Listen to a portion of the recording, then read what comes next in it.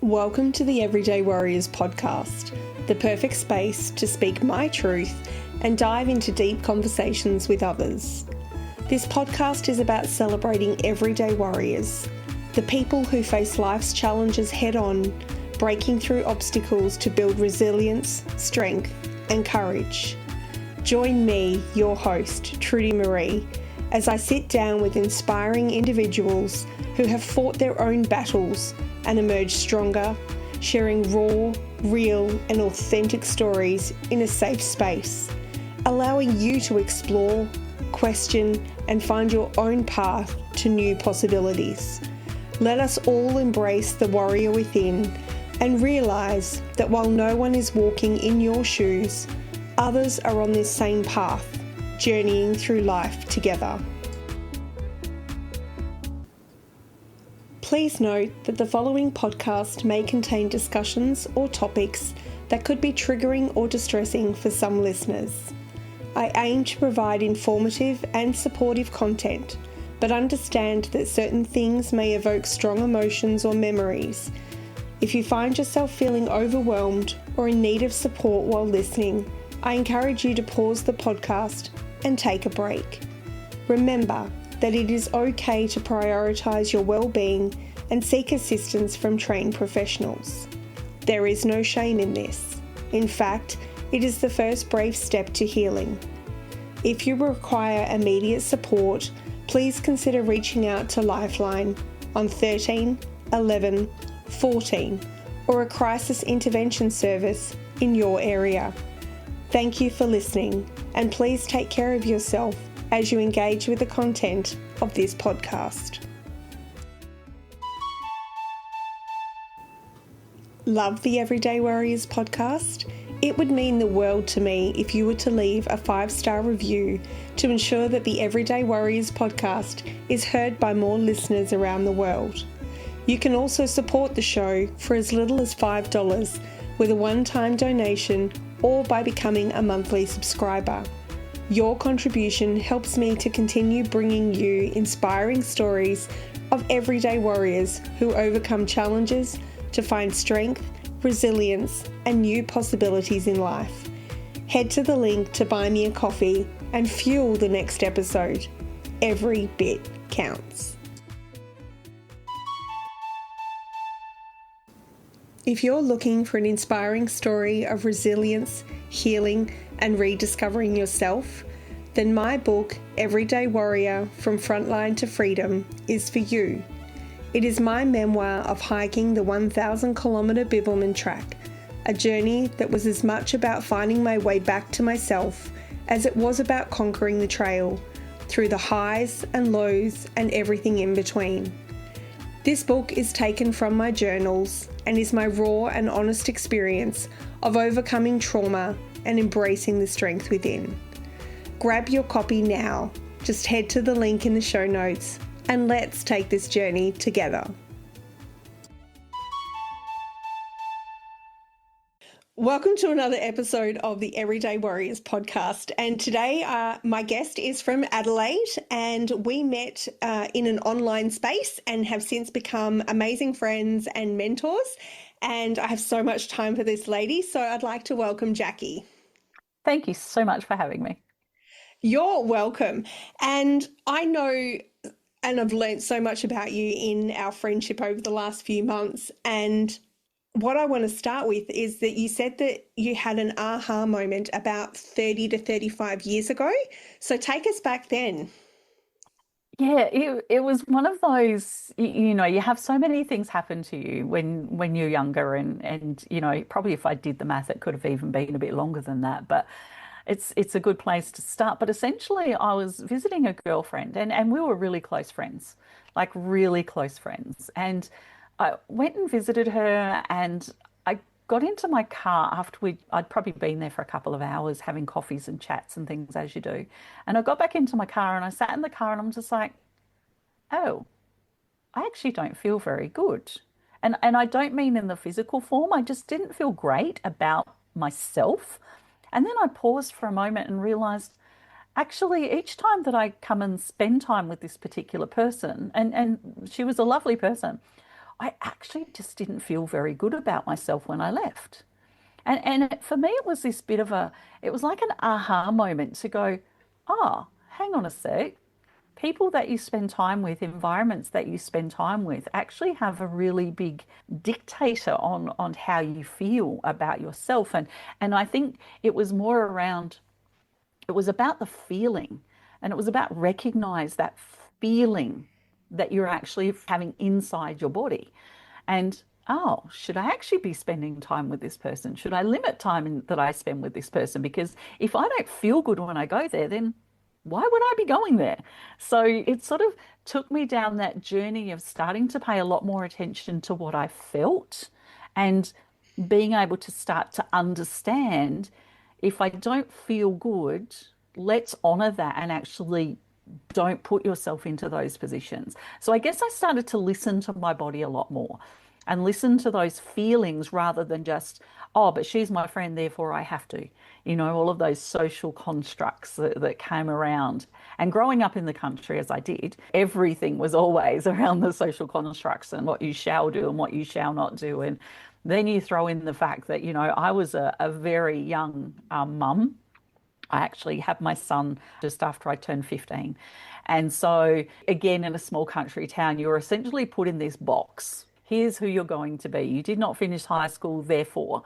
You had a child when you're really young, therefore. You get all of these different labels and things. So for me to be able to just pause and stop and have that aha moment to go, well, hang on a sec, I actually need to listen to me and I need to honor me, just sort of started creating a different, I guess, energetic connection to how I felt and started to play with the world. It's interesting when you say that about what we spend time doing and think that that's okay, but then we're left with this feeling that actually, no, I'm not okay. And you may have had a good time. You may have, you may really enjoy that other person's company because they're nice people, but how it leaves you feeling is, yeah, literally like depleted or energetically like a black hole. But then we Yeah. continue to like put ourselves into those situations. As a whole, I think everybody in society could relate to that. But unlike you, not everybody takes the time to actually stop, listen, and adjust what we do from there. Yeah, and I think that was sort of one of the key points for me. It was like, well, hang on a sec, I want to feel good. So why am I going to deliberately, with that informed perspective, put myself into a circumstance where I don't feel good? And it was more, there was never anything deliberate or any type of malice around her looking to make me feel bad. It was more just where our conversations went. And there was always lots of reminders about all of the dumb stuff that perhaps I'd done, when I was younger, because we'd known ourselves for years. And there was a bit of a list of things that I may have challenged the world with. But yeah, it was really important for me to sort of go, no, hang on a sec. I'm still going to spend time with this person, but I'm going to limit it. And I'm going to do it sort of more on my terms. And I'm going to actually decide what the topics of conversations are going to be. Because I actually don't need to be reminded about all of the dumb stuff I'd ever done because I lived it. So if I'm going to remind myself, I'll do that. But I didn't need anybody else to be doing it for me. So yeah. I totally get it. And just taking you back too, you said that you were a young mum, that you became a mum when you were 16. Did this aha moment also then affect how you parented and like what it was like to be a parent after that? Well, it's interesting that you even use the word parent. I mean, I was actually 15 when I had my son, and I think it wasn't about parenting, it was about survival. And I was very, very lucky. My family were extremely supportive. So I don't know what I would have done without them. They were absolutely fabulous. But it really was a case of I don't know how to parent. And for me, even when people used to bring their children to our house, I would actually go and walk the dog. I was never the baby person. I was never the you hang out with the little people person. So for me, it was also like this. hang on a second, now I'm supposed to be a grown up and now I'm responsible for another small human and what does this actually look like? So I don't know that I was ever parenting. I think that together we were more in the survival and we pretty much grew up together, if that makes sense. So yeah, it was never a case of I'm a parent, what does a parent do? That thought never crossed my mind. It was more of, I'm responsible for somebody. Okay, if they're fed and clothed, we're on a good roll. That was a great place to start. That was probably more how I seen it, was not so much about being a parent, but just how to survive in these circumstances. And when I say survive, it didn't mean it was negative. It was just more, the word parent didn't even really come into my mind either. And I suppose it's such a difficult thing for many people to grasp. I know I didn't become a parent until my mid 20s, and I was very, very maternal growing up. I always babysat my sisters and my cousins and other people's kids, and that was very much me. So I feel like I fell naturally into becoming a mother. But I just look at it and go, at 15, you're still discovering who you are in the world. And I know that you had some other traumas associated prior to that, that you're now having to deal with not only that and your life and being a 15-year-old, but now you've got somebody else. And I love how you said you grew up together, because literally you were learning along the way and your son was learning along the way as well. So it was almost like this, you said survive together, but it was almost this dual hand in hand, let's discover the world together. Yeah, that's exactly what it was. And so my son's name was Steve, and I say was because he has actually passed. He passed about 6 years ago now. No, 5.5. Time flies. And I am just forever grateful. Was that a situation that I thought, oh, let's go out and become a mum? Well, no, that was never on my list of things to do. I think you go looking for connection in many different places. My younger brother had actually passed only a month and a half from the time that I got pregnant. So, there was certainly that searching for connection in all the different ways because my family, certainly it was challenged. He was only 11 when my brother passed. There was lots of challenges going through a family, as you would appreciate at that particular time, with the loss of a child, and especially for my father with the loss of a son, like his only son.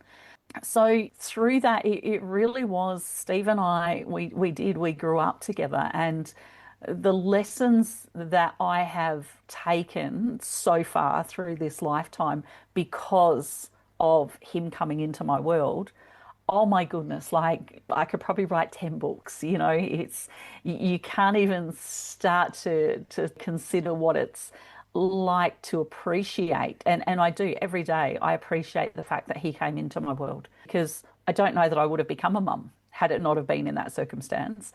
I wouldn't have had all of those experiences. I wouldn't have had all of those interesting moments as we do when you have the child and the parent both growing up together. But even in his passing, the lessons that I have been able to take in this lifetime because of Steve being a part of it, I will be ever grateful because I don't think I would have done half of the things that I've now done had it not have been for him being in my world. So yeah, it's funny when people come and go in all of the different forms in our lifetime. And sometimes they're physically related and sometimes they're friends in passing or whatever that looks like. But yes, forever grateful for him being part of my world. I love that. And it takes me back to a saying of, yeah, people will be in your life for a reason, a season, or a lifetime. And often you don't know until they're gone in whatever form that is, that you come to understand or realize why they were actually there and what their purpose was in your life lessons and what you experience. But talking about like obviously that aha moment and dealing with your feelings and putting yourself into situations, how did that then change for you? Obviously, you lost your brother quite young and then losing Steve, I'm going to guess, still reasonably young, Mm-hmm. is how did then you relate his passing into dealing with yourself and your body and your feelings? Yeah, so when Steve passed, he was actually 34. So, he was an adult and has a child of his own and things as well. But for me, it really sent me down a path of there has to be more. Each time we had those connections, so the passing of my younger brother and having those experiences, because I was 14 at the time when he passed, and it's sort of like, what else is going on here? There was always this element of there's a reason for everything. I guess I've always had that as part of my world.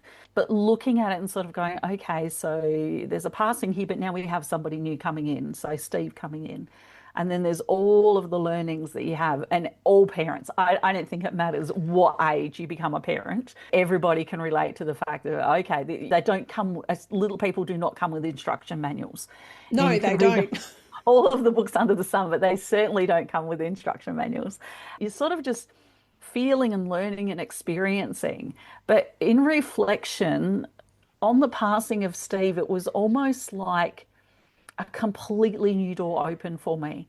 And it was very much, I'm forever grateful that my sister suggested that I go into a Reiki course. Now, never even had Reiki, didn't even know what Reiki was, but completely trusted that this was an experience that my sister had been having.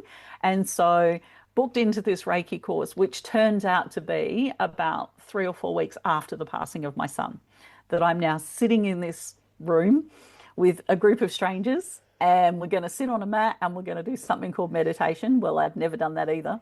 And we're going to talk all things around whatever Reiki is. And that was probably the biggest awakening that I have ever had outside of all of the other elements of learning. This was like my wake up moment. It was almost like I went to this complete period of remembering that this is who I truly am. This is what I came here for. This is why I had all of the experiences of people not treating you nicely as a child. They came in all different forms. But the growth that you have of being a parent at a young age, and it just sort of like everything then made sense. Because all of a sudden there was this awakening through sitting in this little room doing Reiki meditation-y, all of the elements that come with that. It was just like, oh, holy crap, there's a reason for all of this. And it has taken my world over the last 5.5, 6 years down a completely different pathway, which I've actually found is easy and it flows because every element of the being stuck in a box, of being judged by others, it was like all of a sudden there was a reason for it. And it has just completely transformed the way that I turn up for the world, I play with the world, I connect with the world, and being open to doing different things that we do because you're going to gain something from it. That the knowledge that you gain is just going to be incredible. So it's funny how the different paths and the different opportunities that turn up, and I always say for us, it's not to us, because when we can sit back and appreciate and see things from the light of knowledge and growth that they've provided us, you have to see that with appreciation. You have to see that with gratitude, and therefore it's for us, because the knowledge that you have and how you can then support others and turn up just every single day, you see it from a different perspective, and it's very, very fun when you let it. I love that. And I totally agree that it's changing that perspective of things that happen to us and they actually happen for us. And I know that for myself, with everything that I went through with WA Police, that at the time I was very much in the space of this happened to me. And it wasn't until I hiked the bib that I actually was like, no, this happened for me. There's a reason for all of this, that life culminates in weird and mysterious ways that leads us to where we need to go.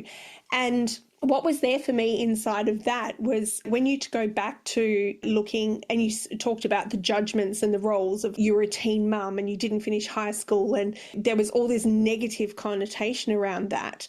But you kind of used it to your advantage even back then, that you said that you grew together and that you lived together. And then miraculously, for whatever reason, whether Steve had part of that, you were led to this new path of actually going down and doing something that you never thought possible. But I feel like even though you probably consciously didn't know, like you said, you'd never done meditation and you've never heard of Reiki, but you'd already had that aha moment of, hold on a second, I need to listen to my body.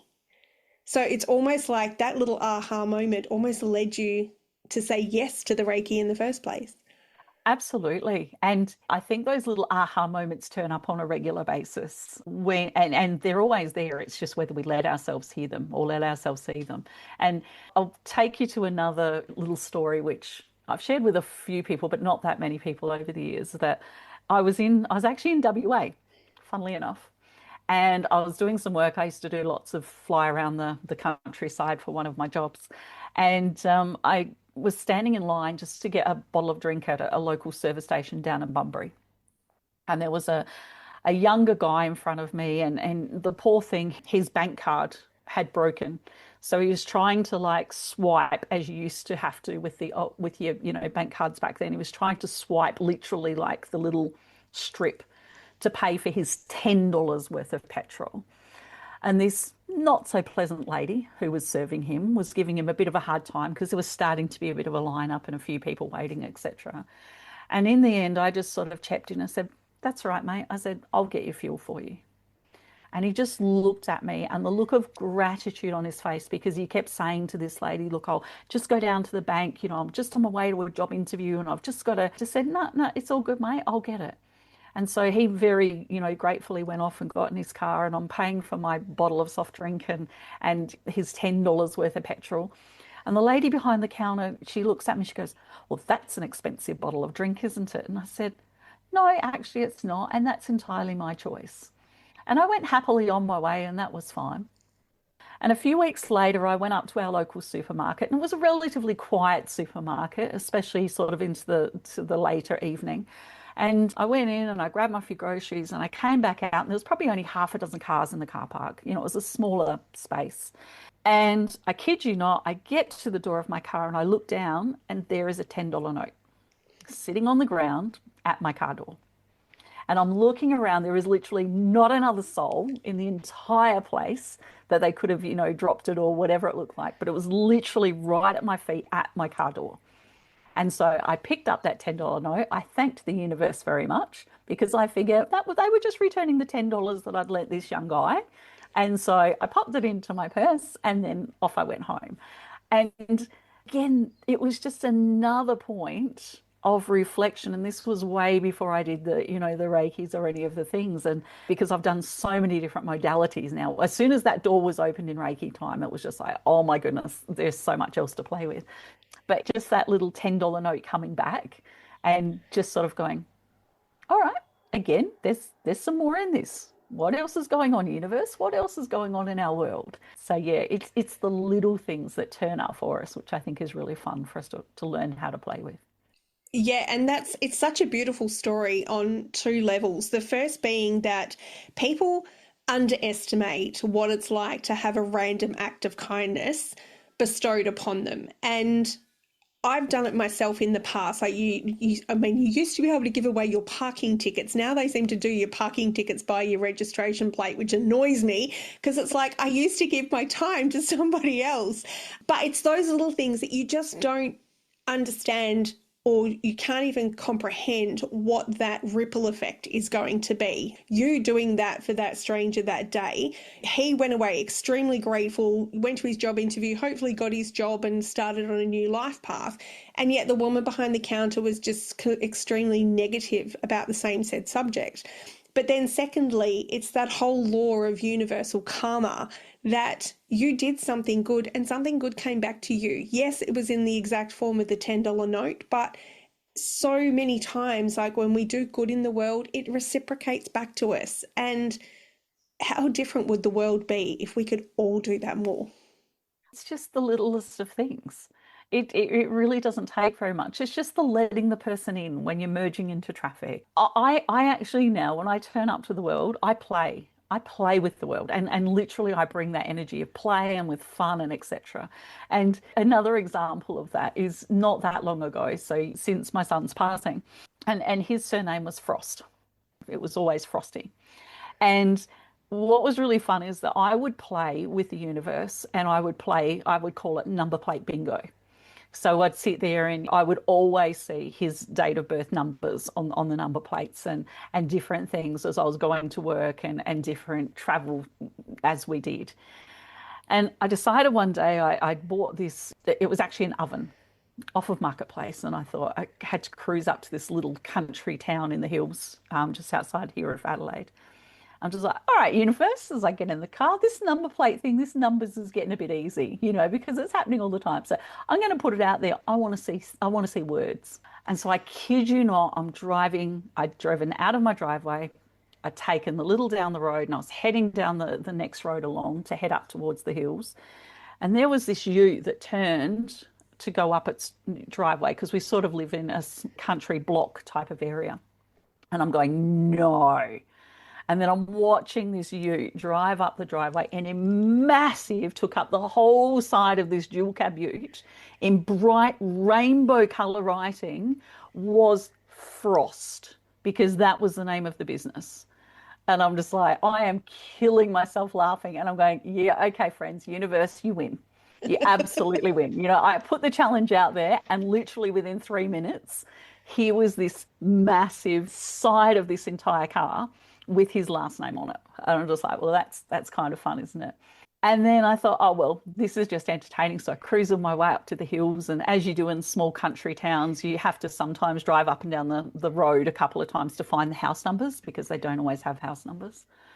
So I drive down to the end of this road to do a U-turn to then go back to the house where the oven was.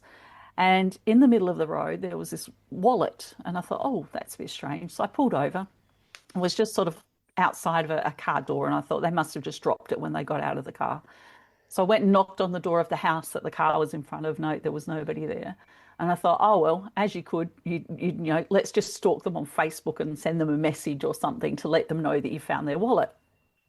So I opened up the wallet and I took out the license so that I could get the person's name. And I kid you not, his date of birth was the same as my son's.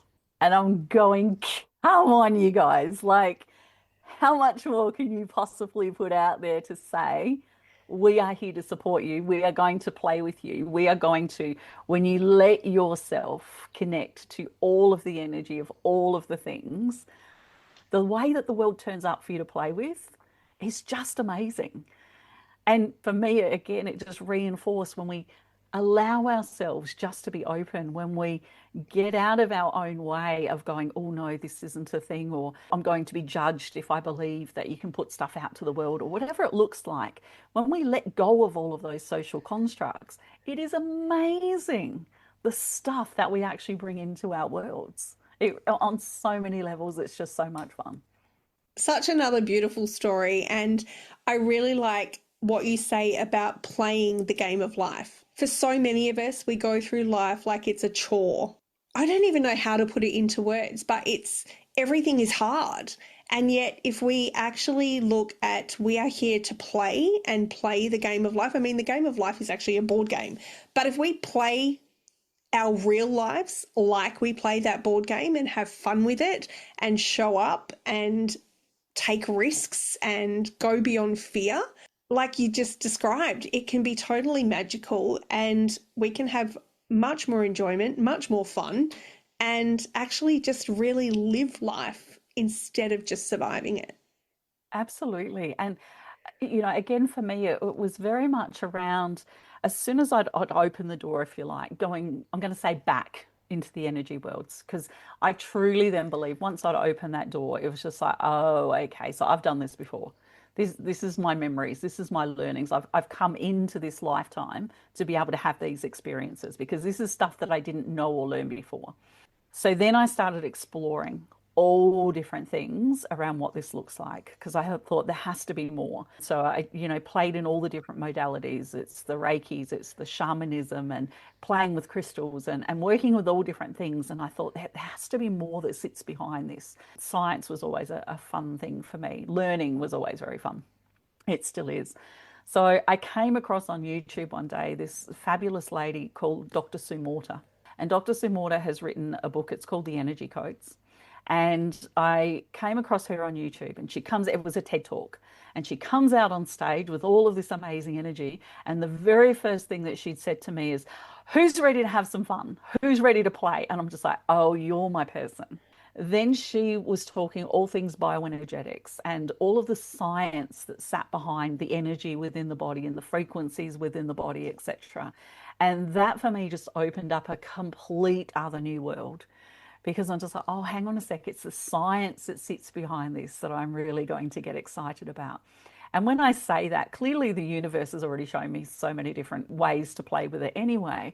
But when I could then connect that into where the scientists, I'm going to say, no offense, but they kind of catch up eventually, is that there's actually energetic things that are happening in our bodies every single time. And when we keep ourselves at what's described as a higher frequency, and that comes with fun and joy and laughter, all of those things that make us feel good. And if we always come back to the feeling, because, the brain is only half of 1% of all of the cells in our body. So I don't know why we spend so much time focusing on there. But when we allow ourselves to feel and to focus on the things that feel good and go and do the things that make us feel good, the energy and the way that the cells in our body and how well all of the cells in our body actually work for us, it's so amazing. And that's what allows us to go with flow and ease and the little things that turn up for us. Like my friends often say, why do you always get the best car parks? Oh, well, when you're kind of vibing at high levels and you're playing with all your friends. It's also more your health, and what sits behind and inside your body is literally based on how you're choosing to turn up every single day. Because our body is meant to be at ease and at flow. And so, literally, ease, when our body is not at ease, it's dis-ease. Mm-hmm. And then we get the English language and you join those two things together, and then we've got disease. So literally that lack of flow in our body, where the energy is not going because we're tucking things away and we're hiding them, and we're trying not to go there because our mind's trying to keep us safe. That's also what is creating this lack of flow inside the body. So all of these different lessons and learnings and exploration of what else is out there, and coming across the works of people like Dr. Sue Morter and people like that, whether it's Joe Dispenza or whoever best, fits and vibes for you, whatever you feel connected to. When you allow yourself to go there, what I've discovered is that through all of the lessons and all of the learnings that happened for me, it's now provided me with a basis to now connect to my own personal energy, but also to support the energy and the connection of other people. Because had I not have been through those experiences, I wouldn't be able to have the conversations with others that I have now to support them in their shifting and their changing and realigning of energy as well. I love what you just said there. And I think what's there for me is that some people will go, listening to this, will actually go, oh, but that's toxic positivity. And it's like, no, it's not about staying in this happy, happy, joy, joy space 100% of the time. Nobody can do that. It's about feeling all the emotions, being able to go to those places of sadness or anger or whatever it is, but then not stay there. Actually realize that, no, this is a bad place to be, or a negative place to be, a low vibration to be in. It's about coming back and bringing it back, like you said, with that ease and flow. I often refer to life as a roller coaster. It has the highs and it has the lows, and then it has the balance in between. And so many people just play in the high and the low, and they never come back to the balance in between. And the ease and flow is actually, like, you look at the heartbeat. The heartbeat is that peak and trough and balance line in between. And you never want a flat line, because that's life over. You need to have those high and low balances to actually allow life to go. And I think people so often think that it needs to be, oh, my life is over and it's really, really bad, or, my life is good and it's like always up here. But like, no, that's not life. It's not the roller coaster. It's not the heartbeat. It is this ease and flow ride. And it's really funny when you mentioned that. I was listening to another program with another different scientific perspective. And again, what science has now discovered is that even our energy and how our body modulates itself is actually now measured in waves. And it literally is that up and down and that flow. And it's more, and can I just say, you are so, so right when you say we still have shit days. Okay. I'm not sitting here going, oh, la, here's my world and all the things. But what I do is I sit there and go, oh, okay. So why has this happened for me? And it's always for me. What is in here for me? And I look at everything as an opportunity. So it doesn't mean that you don't have the shit days and you don't have the, times when you just want to go and hibernate and stick your head under the blankie and go back to bed for the day. But the time that you choose, because it is a choice, the time that you choose to spend in that space entirely then dictates how it is that you're going to feel in those waves for the next hour, 10 minutes, 2 days, whatever that looks like for you. It's actually a choice. And when I say that, it can be challenging to get out of those really stuck low vibrational levels. When you've gone down there, and the idea of even hearing somebody like me talking about turning up for the world and having fun, you just want to jump through the screen and slap them stupid.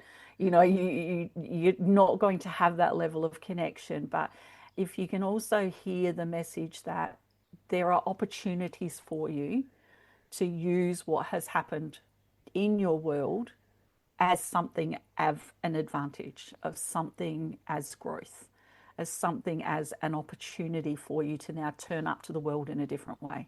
And I think it was as soon as I learnt that we have a choice, that was probably the biggest aha moment that I've ever had in my world, was the ability to know that we can choose. And every single day, I just made the choice to be able to go, okay, world, I'm putting it out there and what else is going to come? But I'm also going to choose to try and find the light in each circumstance that comes for me, and to try and find what those lessons are as they turn up, and see how I can better use them to grow in a way that I'd never done before. And you're so right. It is a choice in how we live our lives. I think so often we get stuck that we think that there is an alternative. Like that somebody's going to come along and flick a switch and we're going to have this completely different life. No, life is as it's occurring for us right now. And what you said about how we choose to play in that space is that, yeah, we can stay stuck and we can keep going, woe is me, and play the victim and be in this negative vibration. Or, yeah, we can sit back, reflect, go, okay, what is the lesson here? Or what am I supposed to take from this experience? And how can I then use that to better my life or move forward or take another action step or share with somebody else? Like, there are so many things that we can take from an experience that it doesn't have to define who we are moving forward. And I think you are a prime example of that, in the sense that you lost a brother young. So you dealt with loss at a very young age. You then went on to become a teen mum, which in itself is a whole judgment box that many people will have. And then you've moved through that only to then lose your son and have to restart again. Like, one at the beginning, like, I became a parent so young, but now I'm actually losing him so young.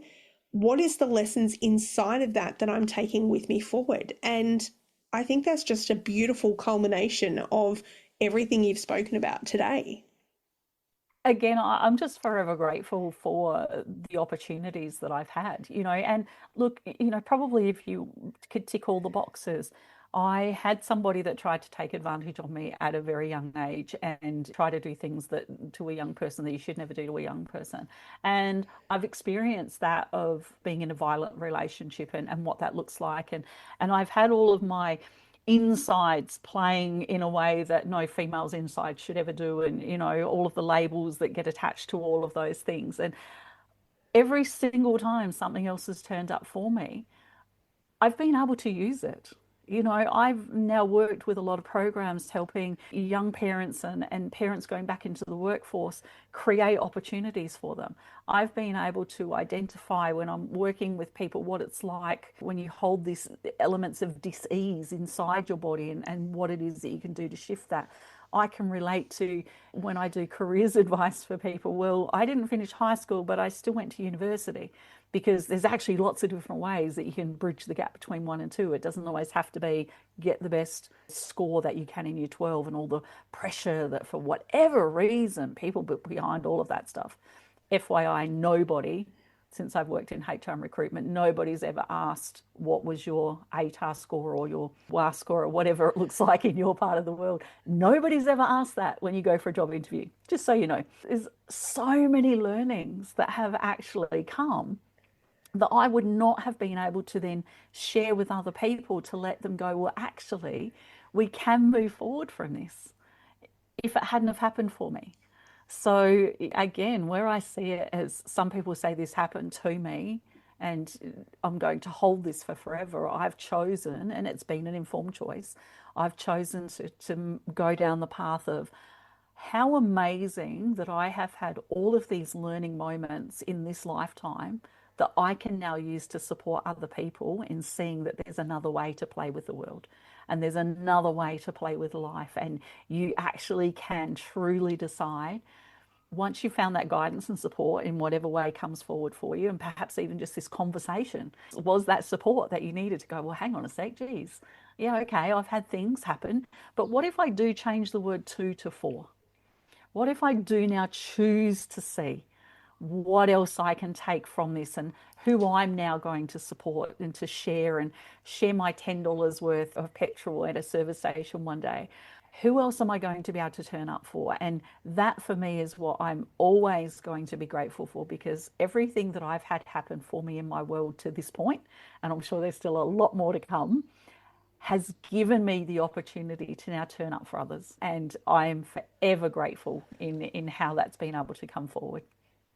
I love that. And I love that inside of you doing all the work that you've had to do and going forward and supporting others, is that allowed our connection to happen. So I'm extremely grateful that you went through all of that to be able to connect with me as well. And in looking at that, it's why I do the podcast. It's why I love storytelling and sharing what people have to say and giving people a voice in a safe space, because quite often we feel like we are alone in doing what we do.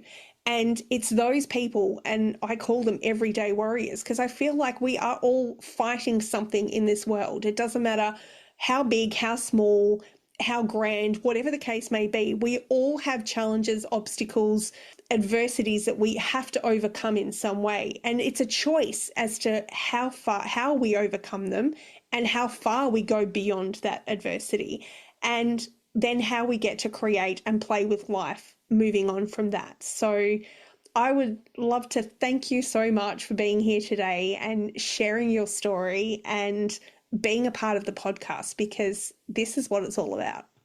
No, and I really appreciate having this forum just to, share with some different people that every day is a choice, and we can choose to turn up going, this happened to us, or we can choose to turn up to say this has happened for us, because the energy behind just shifting those two simple words really does change how it is that you feel inside, and therefore how it is that you're going to step forward into that next day.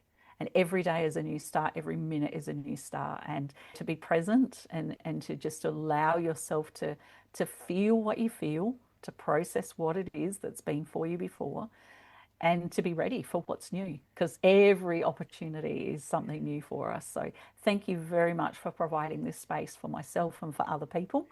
And yes, it has been so much fun, us getting to know each other. And I know that we're going to have so much fun moving forward. 100% totally agree. And I always love to finish the podcast by asking, what are you most grateful for today? Oh, I'm most grateful for having met you, Truths, and for having these conversations and I think my absolute gratefulness comes from every learning opportunity that I've had, everything that has happened in my world so far, because it just allows me to support other people moving forward. Thank you for tuning in to the Everyday Warriors podcast. If you have an idea for a future episode or a story you'd like to share yourself, then please reach out and message me, as I am always up for real, raw, and authentic conversations with other everyday warriors. Also, be sure to subscribe so that you can download all the latest episodes as they are published, and spread the word to your family and friends and colleagues so they can listen in too. If you're sharing on social media, please be sure to tag me so that I can personally acknowledge you. I'm always open to comment about how these episodes have resonated with you, the listener.